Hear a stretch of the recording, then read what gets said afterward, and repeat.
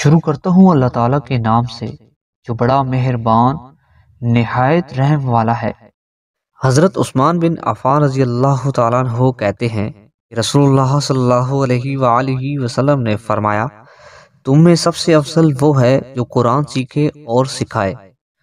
حضرت ابو موسیٰ اشعری رضی اللہ تعالیٰ عنہ کہتے ہیں کہ نبی اکرم صلی اللہ علیہ وآلہ وسلم نے فرمایا،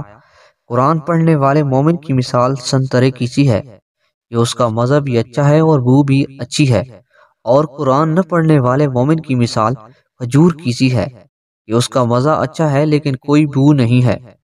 اور قرآن پڑھنے والے منافق کی مثال ریحانہ یعنی خوشبودار خاص وغیرہ کی سی ہے کہ اس کی بو اچھی ہے لیکن مزہ کڑوا ہے، اور قرآن نہ پڑھنے والے منافق کی مثال تہوڑ یعنی اندرائن جیسی ہے کہ اس کا مزہ کڑوا ہے اور اس میں کوئی خوشبو بھی نہیں۔ حضرت انس بن مالک رضی اللہ تعالیٰ عنہ کہتے ہیں کہ رسول اللہ صلی اللہ علیہ وآلہ وسلم نے فرمایا، لوگوں میں سے کچھ اللہ والے ہیں۔ لوگوں نے عرض کیا، اللہ کے رسول وہ کون لوگ ہیں؟ آپ صلی اللہ علیہ وآلہ وسلم نے فرمایا،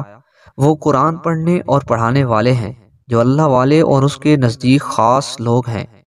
وضاحت: قرآن والے یعنی خشوع و خضوع اور آداب کے ساتھ اس کی تلاوت کرنے والے اور اس کے وعدہ اور وعید پر ایمان لانے والے اور اس کے احکام پر چلنے والے اللہ تعالیٰ کے خاص لوگ ہیں۔